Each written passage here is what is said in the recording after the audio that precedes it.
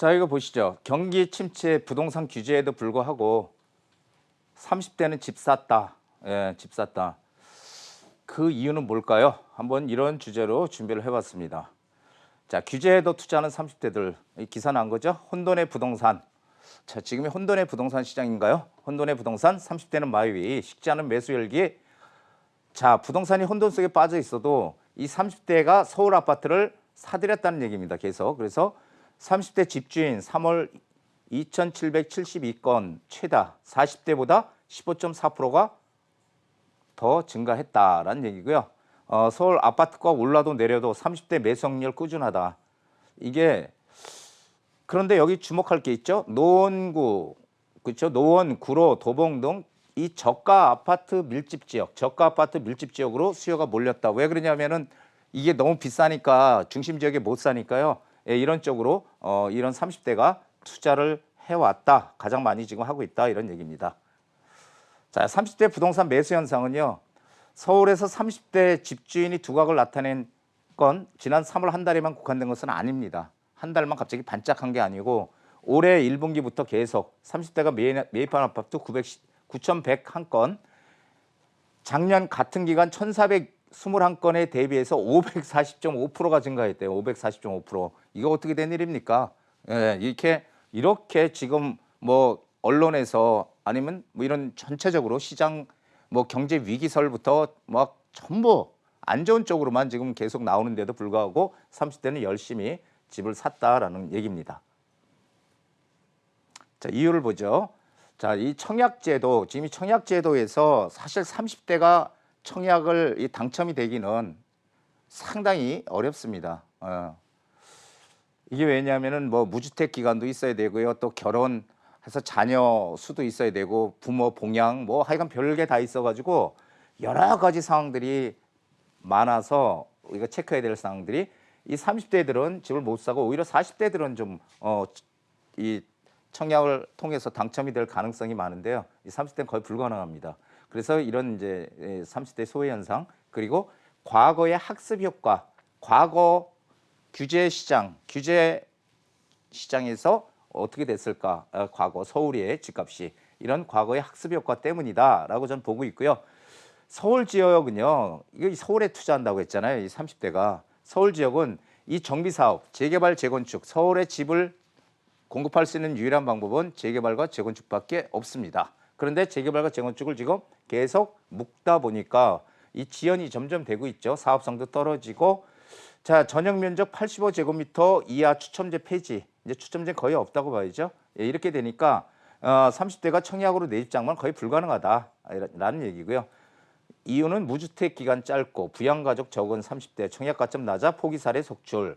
그러니까 이 사람들이 전세로 살려다 보니까 이게 전세 살지 말래? 이제 조금 그런 생각이 든 거죠. 학습 효과도 있고 서울 집값 야 이러다가 또 언제 오를 거야? 그러니까 차라리 집을 장만하자. 이렇게 해서 30대가 집을 많이 사들였다는 얘기입니다. 자, 왜 근데 서울 주택을 구입하냐? 자, 보세요. 지금 30대는 학습의 그런 효과가 가장 높은 세대예요. 이게 뭔가 자료를 잘 찾아볼 수 있고 실제로 경험은 안 해봤어도 간접 경험을 충분히 할 수 있다는 얘기죠. 서울의 공급 물량이 내년부터 줄어든다. 이건 뭐 언론에서 계속 얘기하고 있는 거죠.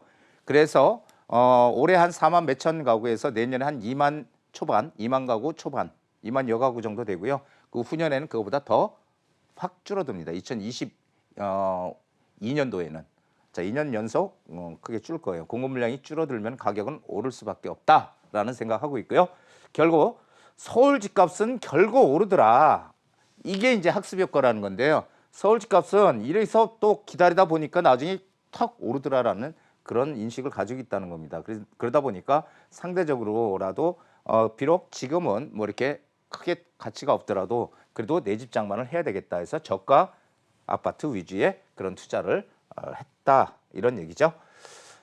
자, 근데 지금 정부에서 임대주택을 많이 공급을 하겠다. 오히려 상기 신도시에서도 임대아파트의 비중을 높이겠다. 이런 얘기들을 지금 하고 있죠. 자, 임대 이렇게 하고 있지만 30대도요. 임대보다는 내 집 장만이 중요합니다. 예, 임대주택은 결국은 내 집일까요, 아닐까요? 내가 그냥 뭐 거기서 평생 살 수 있을까요? 아니잖아요. 어느 정도 기간 동안, 어느 기간 동안 살다 보면 또 다시 나와야 되죠. 내 집이 아니라는 겁니다. 자, 집은 지금 우리가 집을 갖다가 단순 거주제로서의 역할만 기대해라 이렇게 얘기를 하고 있지만 실제로 우리가 여태까지 해왔던 건 뭐예요? 집은 거주제와 투자제, 거주제 플러스 투자제로서 기능을 가지고 있다.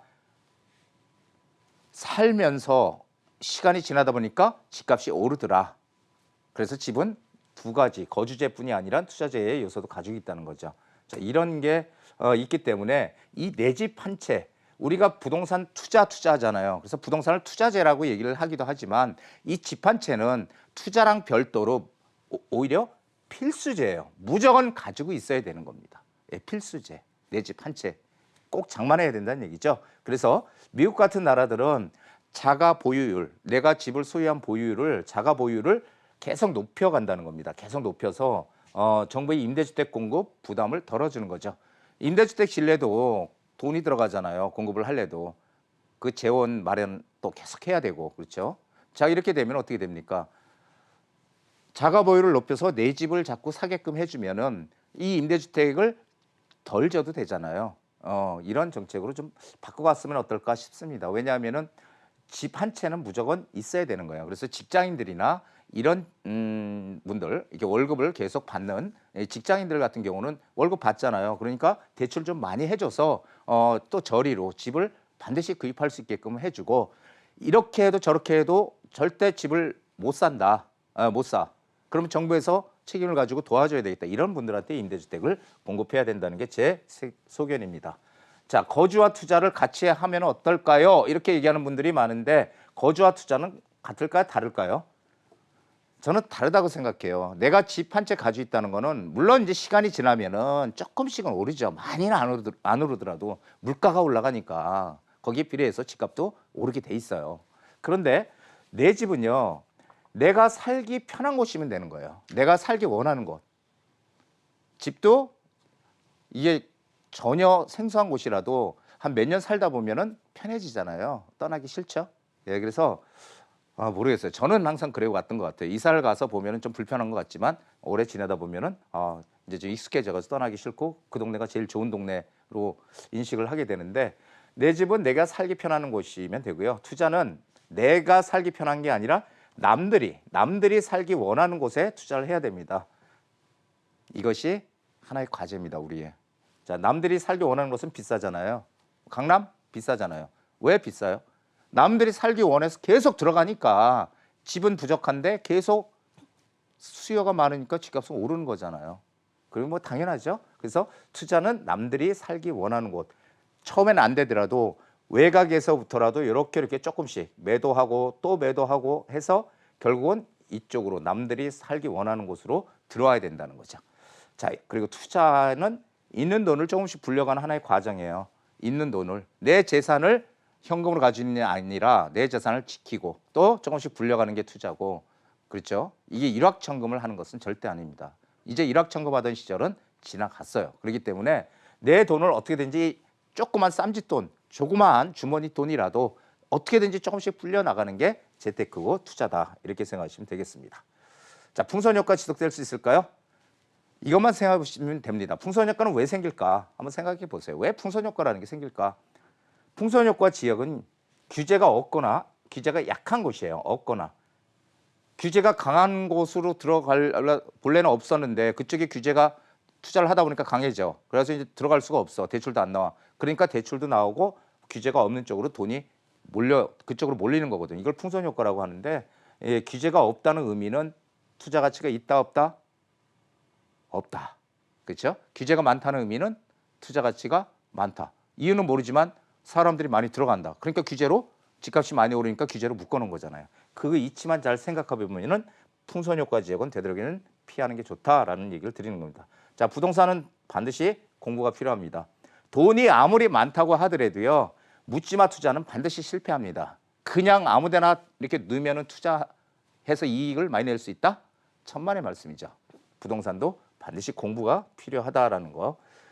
돈이 없어도 틈새를 찾아서 이익을 낼 수 있는 방법들이 많지는 않지만 있습니다. 단지 노력이 필요해요. 그런 걸 찾아서 하려면은 쉽지 않은 일이거든요. 예, 그렇기 때문에 항상 부동산은 공부가 필요하다는 걸 꼭 기억을 하셔야 됩니다. 그리고 남들이 전부 다 아니야, 지금 아니야 할 때 반드시 그걸 깨는 역발상 마인드가 필요하죠. 역발상 마인드는 바로 긍정적인 마인드와 같이 연결이 되는 겁니다. 그래서 역발상 마인드는 언제 위기 때 항상 남들과 다른 길을 가기 때문에 빛을 볼 수밖에 없죠. 그래서 역발상 마인드가 필요하다. 이것만 좀 이렇게 참고로 보시고요. 공부를 꾸준히 하시는 우리 시청자분들이 되시기 바랍니다. 자, 가장 위험한 투자는 은행 예금이랍니다. 예, 은행 예금. 저도 이렇게 생각을 해요. 은행에 돈을 넣어놓는 거는 상당히 문제가 있다 생각합니다. 지금 제로금리죠? 초저금리입니다. 내 재산을 불리는 초저금리에 과연 은행에 넣어두는 게 현명할까요? 아니면 그것을 안전자산이자 이런 실물자산인 부동산 쪽에 투자를 하는 게 나을까? 한번 찬찬히 여태까지 부동산 몇십 년 동안을 한번 잘 생각해 보시면 해답은 나올 것이라고 보입니다. 자, 오늘 여기까지입니다.